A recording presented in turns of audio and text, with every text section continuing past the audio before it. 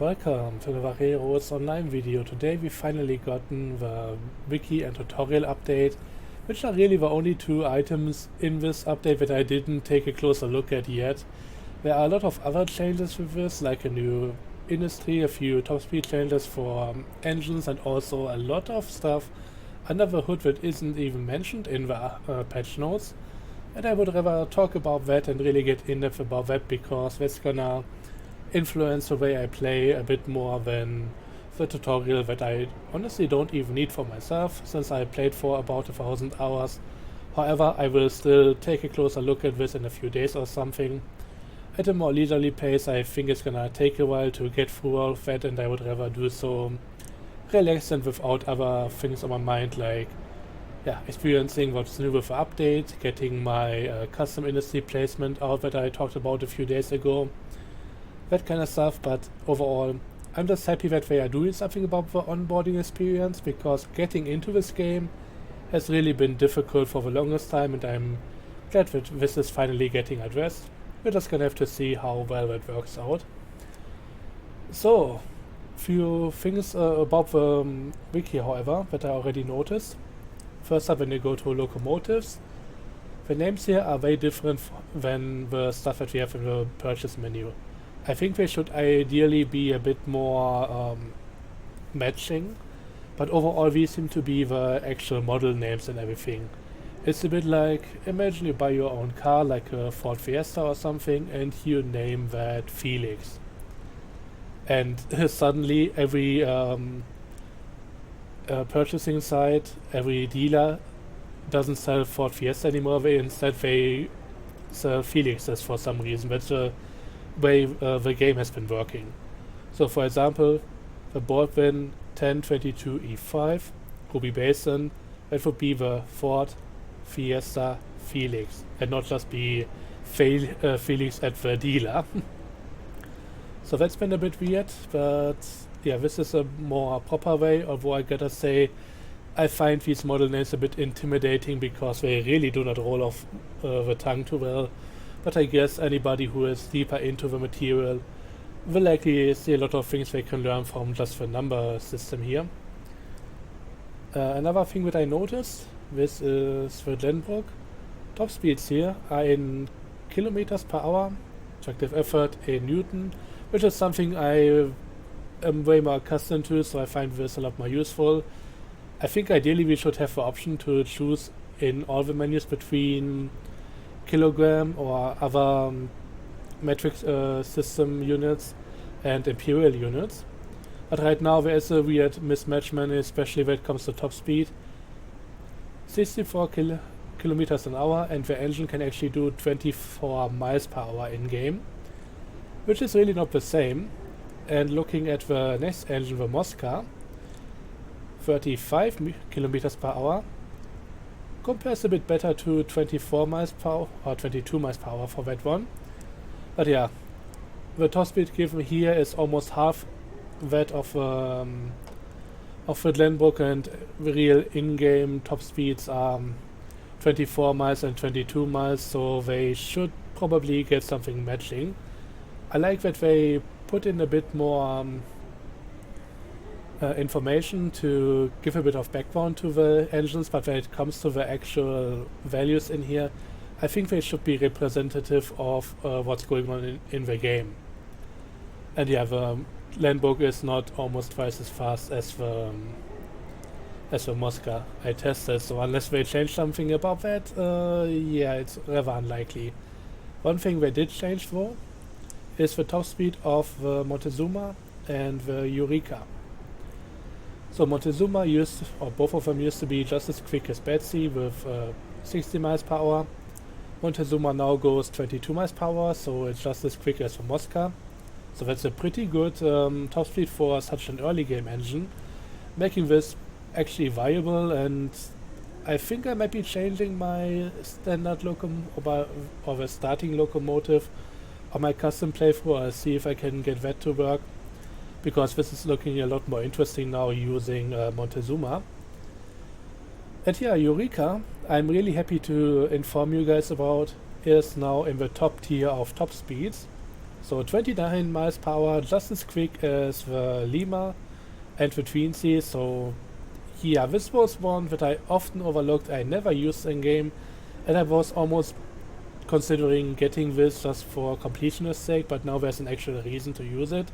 So couldn't be happier about it. This is a really good change for both engines. This might make it a bit better than Glenbrook, but it also depends on what you are towing. So higher top speed than with Glenbrook, but it's certainly the weaker engine overall. So yeah, kinda balanced, and I think that's pretty good to have. So yeah, better version for the, or better option for the early game, and better option for the early to mid game, just for transition from the first to the second engine. So pretty good with that. Another thing that changed that I almost forgot to talk about, why the hell is there a blizzard right now? And that's something that I'm asking myself every time I log back into the game, because for some reason they changed the entire menu here, and every time I load back into a save, no matter what it was set on, it seems to be going back to blizzard. Also the whole ordering is weird now, so clear skies is very close to the bottom, and also a lot of other stuff changed. So first up, we cannot freeze the time of day anymore, and we can now choose between either having custom length of day and night, so also making it possible to have a very short night and a very long day, or we can have dynamic weather. With this setting right here, we can only choose between the different weather types, but if we actually want them to change dynamically, we need to go into this setting, and where we can only set or choose between the preset day lengths. And this all means that 60-minute day will be 30 minutes it's gonna be bright, and 30 minutes it's gonna be dark.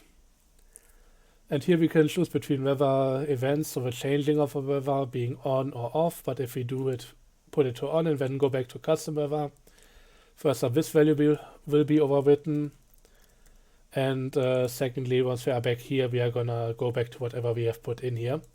And there is no random weather in here anymore. So overall, very much a downgrade in multiple ways. The only thing I like about this as it is right now is the slider over here, not having to enter the time that we want to play at right now manually anymore. So this is good.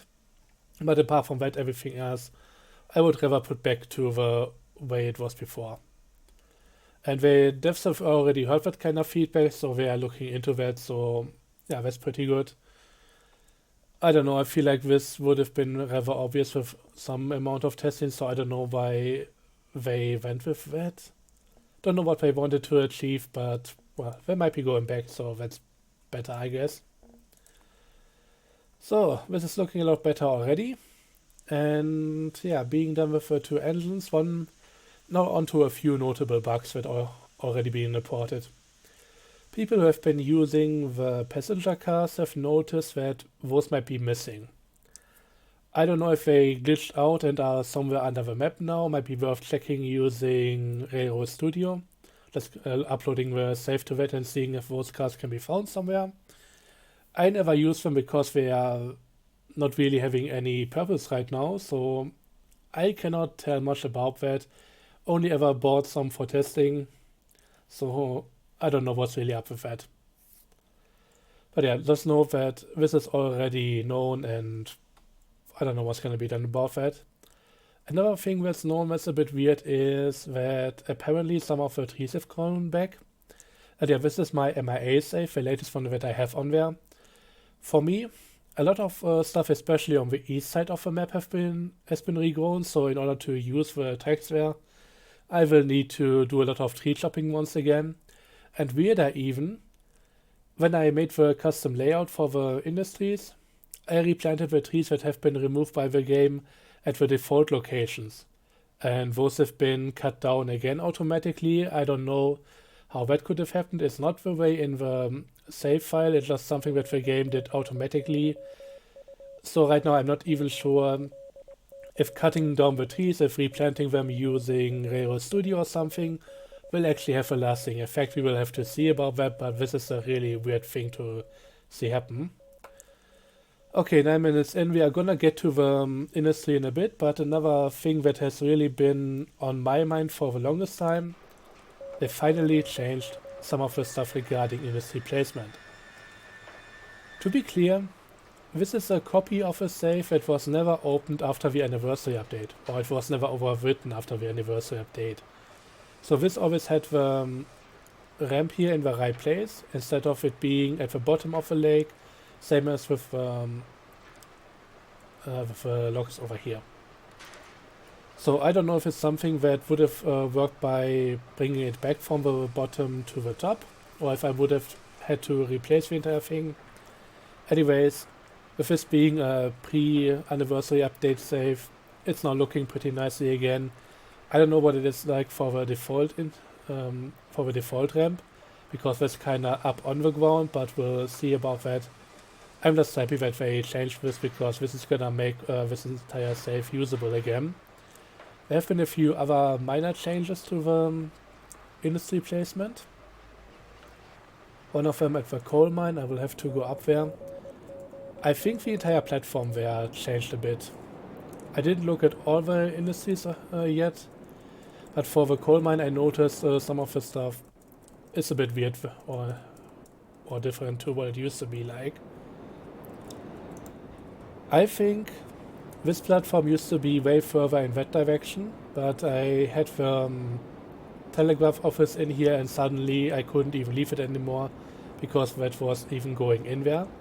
But one thing that's good that changed about this, the platforms now line up. This one used to be way further back, which is why this entire track layout does a bit of a weird curve, but this seems to be changed way now and working out a bit better. So this is a nice little detail about this one. Another minor thing that I noticed is at the refinery, they lowered the platform for the oil barrels. Let's see. It's over here somewhere. This used to be way further up, couldn't even jump up onto it, but right now it's way easier to access, and okay, that staircase is still there. Some of the stuff here looks a bit weird, but I need to get rid of it anyways because this is not needed anymore. Also, there are some weird invisible barriers here, which I don't know what they are supposed to be, but yeah, that's what I need to deal with right now.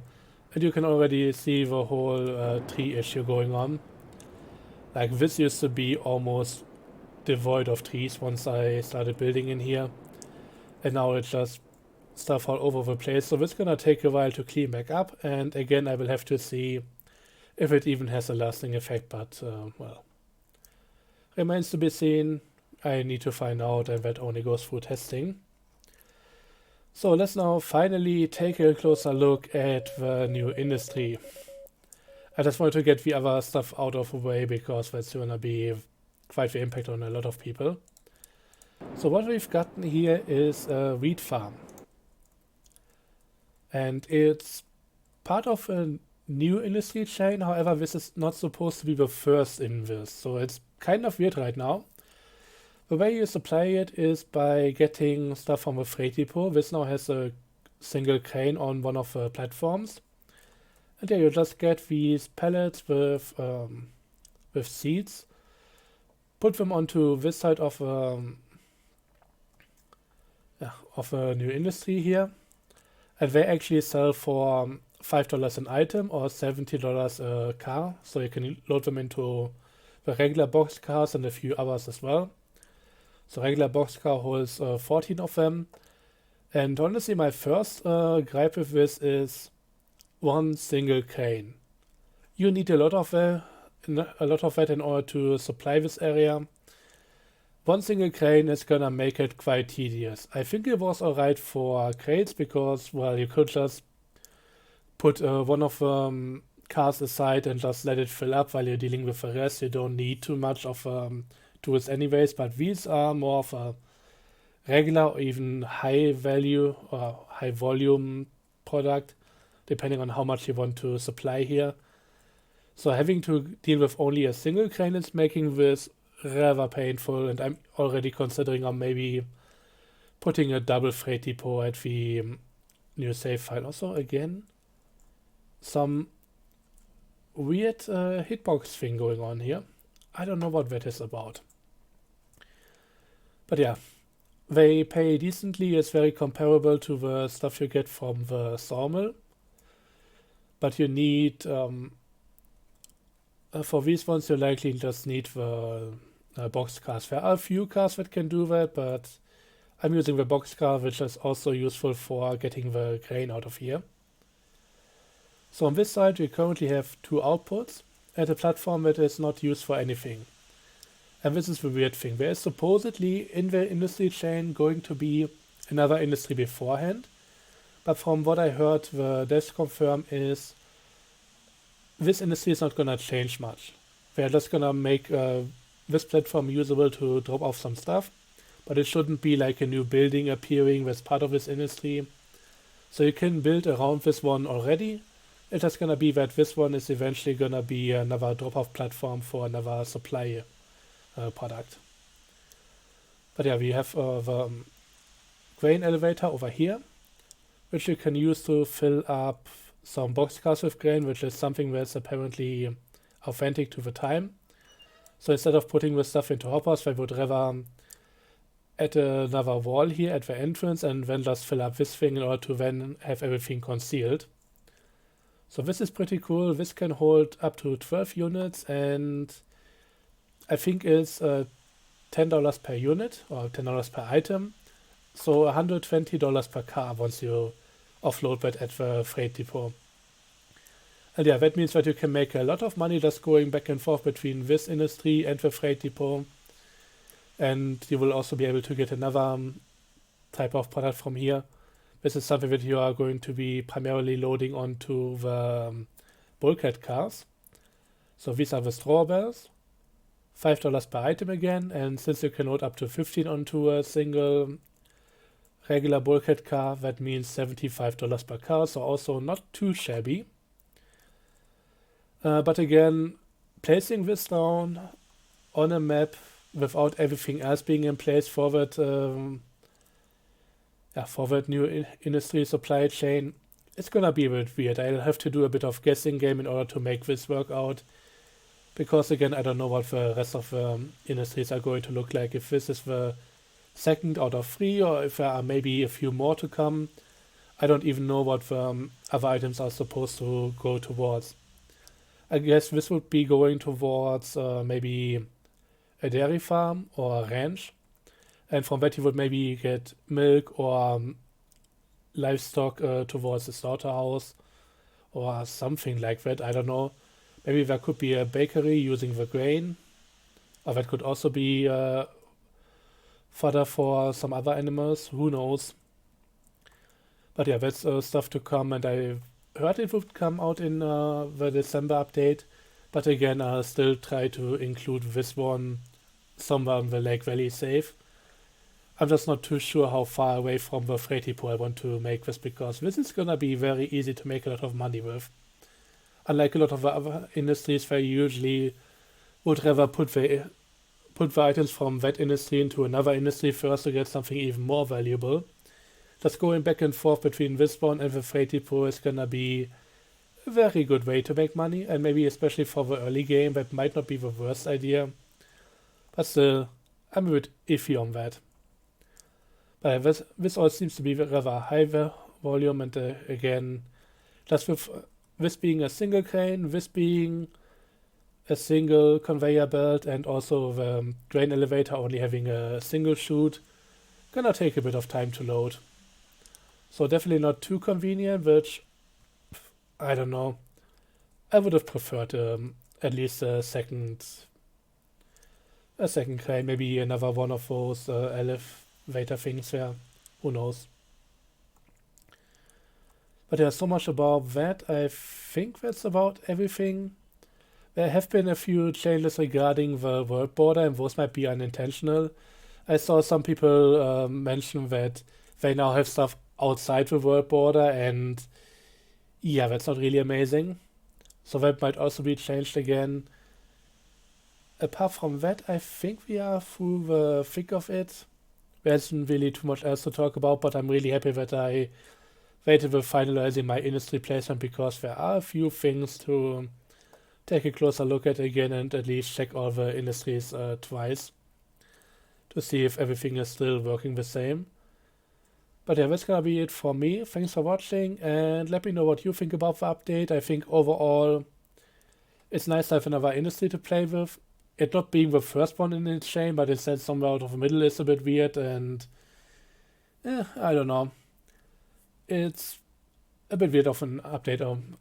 One thing I forgot, I noticed that the brakes actually work a bit differently now. It requires way more of a way to drag them around in order to fully open them. So before that used to be really just a flick with the mouse, but now you need to just go a bit further. I would prefer if this was actually something that you could do with a circle motion, but if you do that, just circle your mouse, you get something like this happen. But just having to constantly go this direction if you want to shut down the brakes or the other one to open them, it's not really the best feeling. It's kind of inconvenient just having to drag the mouse that far. But that might just be the DPI on mine, but well, I don't know. Might be another unintentional change because I didn't see that mentioned anywhere. So anyways, I'm gonna get going on my industry placement. Thanks for watching. See you next time and bye bye.